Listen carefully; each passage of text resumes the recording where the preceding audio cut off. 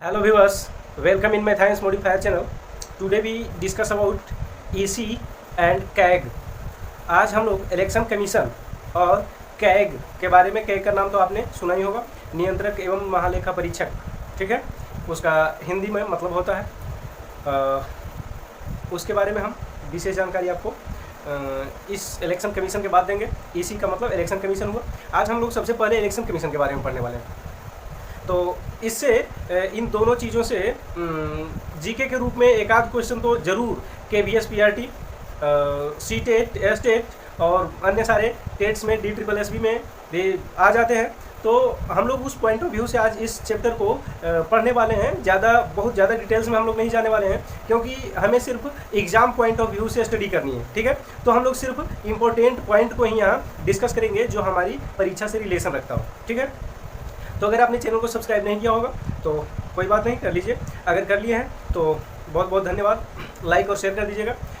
बिना देर किए हुए हम शुरू करना चाहेंगे। तो इलेक्शन कमीशन का नाम आपने सुना होगा, इसे हिंदी में निर्वाचन आयोग कहते हैं। क्या कहते हैं? निर्वाचन आयोग। ये निर्वाचन आयोग है क्या? निर्वाचन मतलब निर्वाचन कराना, इलेक्शन कराना, चुनाव कराना, और कमीशन मतलब आयोग हुआ, चुनाव करवाने वाली, चुनाव को कंडक्ट करवाने वाली ये आयोग है, ठीक है, समिति है। अब बात है कि इसका उल्लेख मतलब कहाँ मिलता है हमारे संविधान में, वो सारी बातें भी हम जानेंगे। तो आइए देखते हैं। सबसे पहला पॉइंट जो है वो यही बता रहा है, सबसे पहला पॉइंट जो है वो बता रहा है भाग 15, संविधान के भाग 15 अनुच्छेद 324 से 329 क, ठीक है, तक EC की यानी इलेक्शन कमीशन की व्याख्या की गई है, ठीक है। इलेक्शन कमीशन की व्याख्या की गई है एवं इससे संबंधित उपबंधों की भी व्याख्या इसमें की गई है। कहां से कहां तक? 324 से, भाग क्या होगा? 15, भाग 15 में 324 से 329 क तक, ठीक है। यहाँ तक निर्वाचन आयोग के बारे में व्याख्या की गई है कि इस प्रकार का आयोग होगा, क्या क्या ये करेगा, कंडक्ट किस तरह से करवाएगा। तो देखिए, दूसरा जो पॉइंट हमारा है, इसका काम क्या है? निष्पक्ष केंद्र एवं राज्य सरकारों के लिए चुनाव कराना।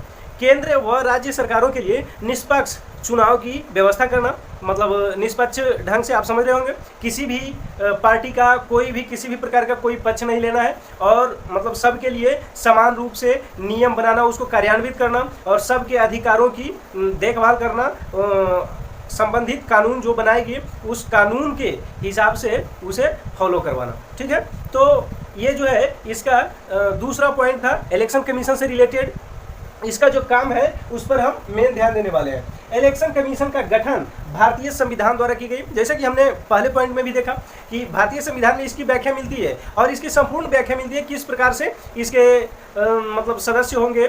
मुख्य निर्वाचन आयुक्त एक होगा और निर्वाचन आयुक्त होंगे बहुत सारे, तो सब मिलके इन्हें कंडक्ट करवाएगी, ठीक है। और तीसरा पॉइंट जो है, चौथा पॉइंट जो है उसे हम देख लेने वाले हैं।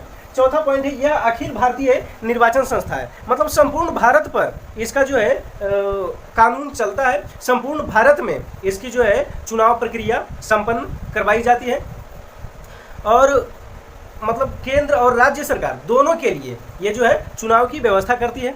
जैसा कि हमने पॉइंट नंबर 2 में देखा, राज्य सरकार और केंद्र सरकार, राज्य एवं केंद्र सरकारों के लिए चुनाव, निष्पक्ष चुनाव की व्यवस्था करवाना। उसके बाद नोट में दिया हुआ है राज्यों में होने वाले पंचायतों व निगमों के चुनावों।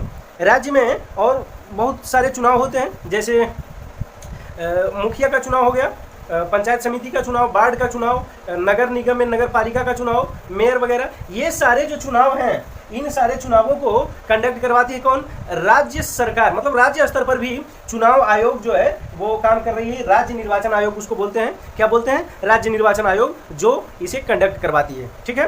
तो हमारा चुनाव आयोग के बारे में डिस्कशन जो है पूरा हुआ, और इससे इम्पोर्टेंट पॉइंट्स जो हैं वो मेन रूप से आपको पूछा जाता है कि यहाँ से क्वेश्चन आ सकता है, कहाँ से? पंचायत व निगमों के चुनाव की व्यवस्था कौन करवाता है। उसके बाद पूछा जा सकता है किस भाग में इसकी व्याख्या मिलती है, या फिर किस अनुच्छेद से किस अनुच्छेद तक इसकी व्याख्या मिलती है, ठीक है। बाकी तो सब सिंपल सी बात थी जो आप जानते भी होंगे। ज़्यादा हाई लेवल की बातें नहीं थी, और हाई लेवल की बातें पूछी भी नहीं जाती है, ठीक है। आप देखे भी होंगे सेट वगैरह, उसमें हाई लेवल का क्वेश्चन नहीं दिया जाता है। हम इसके बाद जान लेते हैं कैग के बारे में। किसके बारे में? कैग के बारे में। तो थोड़ा सा बोर्ड पे डेटा लाना पड़ेगा, उसके बाद हम डिस्कस कर रहे हैं। का मतलब जैसा कि हमने बताया था, कंट्रोलर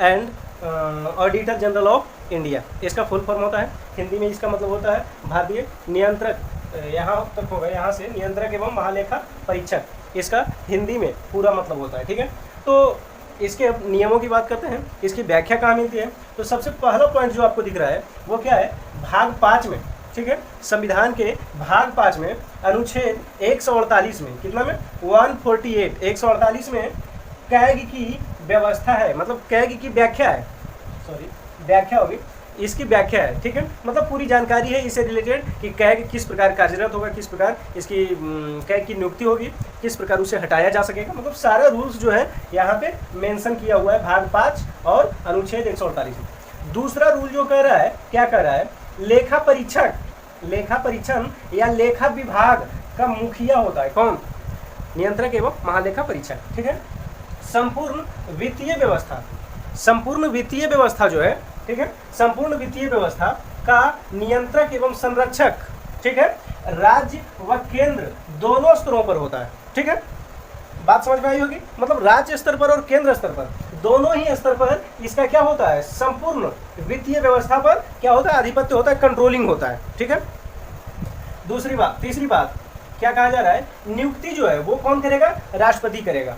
कार्यकाल कितना होगा, 6 वर्ष, 6 वर्ष या 65 वर्ष। यहाँ लिखने का आशय क्या है, या तो मतलब कार्यकाल उसका 6 वर्ष ही होता है, पर कभी कभार क्या होता है कि 62 में मान लीजिए उसने ज्वाइन किया, उसकी नियुक्ति हुई है, ठीक है, 62 में, अब 3 साल बाद ही उसका 65 हो जा रहा है, तो 3 साल बाद उसे हटा दिया जाएगा, मतलब 65 के बाद रिटायर हो जाएंगे। ठीक है, जो कैग होंगे वो 65 की आयु में रिटायर हो जाएंगे, मतलब सेवानिवृत्त हो जाएंगे। या फिर अगर उनकी आयु और बच रही है, मान लीजिए 50 ईयर में कोई कैग की पद पर नियुक्त होते हैं कोई भी व्यक्ति, तो वो जो है 50 से 56 साल तक कार्यरत रहेंगे। अगर ठीक ठाक सब चलता रहा तो आगे फिर देखेंगे कि अगर मतलब आयु बच भी रहा है, फिर भी अगर हटाने की नौबत आती है कैग को, तो किस प्रकार हटाया जा सकता है, देखेंगे।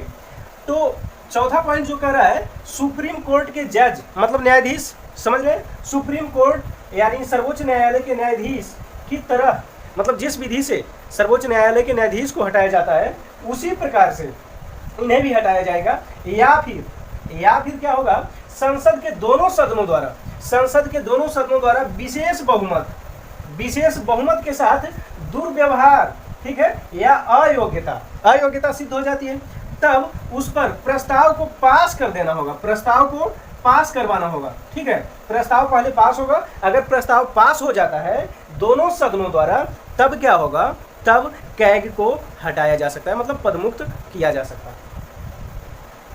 पांचवा रूल क्या कह रहा है, पद ग्रहण के बाद, पद ग्रहण करते हैं, जैसे शपथ ग्रहण होती है, तो ये अगर पद ग्रहण कर लेते हैं तो बाद में पद ग्रहण करने के पश्चात वेतन तथा सेवा में अलाभकारी जो परिवर्तन है वो नहीं किया जा सकता।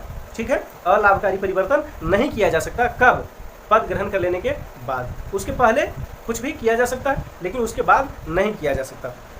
तो आज के लिए अब थोड़ा सा नेक्स्ट पॉइंट, कुछ पॉइंट और बचे हुए हैं, उन्हें भी हम डिस्कस कर लेते हैं। ये हमारे कुछ और इम्पोर्टेंट पॉइंट्स हैं। देखिए पहला पॉइंट क्या कह रहा है, 6th पॉइंट, मतलब 5 पॉइंट को हमने पहले डिस्कस कर लिया है। 6th पॉइंट जो है कह रहा है कैग का मुख्यालय कहाँ है, नई दिल्ली में, वह न्यू दिल्ली। ठीक है, 7th पॉइंट जो कह रहा है राज्यों में भी अनेक कार्यालय कार्यरत हैं, हर एक राज्य में भी कार्यालय जो है वो कार्यरत है। लंदन एवं न्यूयॉर्क में भी इसके कार्यालय हैं। ठीक है, कहाँ, लंदन एवं न्यूयॉर्क में भी इसके कार्यालय हैं। अब कह रहा है कैग के सहायतार्थ, कैग की सहायता के लिए 2 उप कैग एवं अन्य कर्मचारियां जो हैं वो क्या करती है, काम करती है। ठीक है, उसके लिए काम करती है। लास्ट का जो पॉइंट है वो क्या कह रहा है, एक निर्देशक जो है, एक निर्देशक होते हैं कैग के क्या होते हैं, एक निर्देशक जो कि सचिव के रूप में क्या करते हैं, कार्य करते हैं। ठीक है, तो आज की इस वीडियो में हम लोगों ने इलेक्शन कमीशन और कैग के बारे में मतलब इम्पोर्टेंट जानकारियां हासिल की, जो परीक्षा के पॉइंट ऑफ व्यू से बहुत ही इंपॉर्टेंट था। इससे क्वेश्चन निश्चित तौर पर आते ही हैं सोशल स्टडी के अंतर्गत। तो आपको अगर ये वीडियो अच्छा लगा होगा तो बहुत ज़्यादा से ज़्यादा शेयर कीजिएगा, ताकि आपके और बहुत सारे भाई लोग इसका लाभ उठा सकें। धन्यवाद। हम अगले टॉपिक को लेकर आपको फिर किसी अन्य वीडियो में मिलेंगे।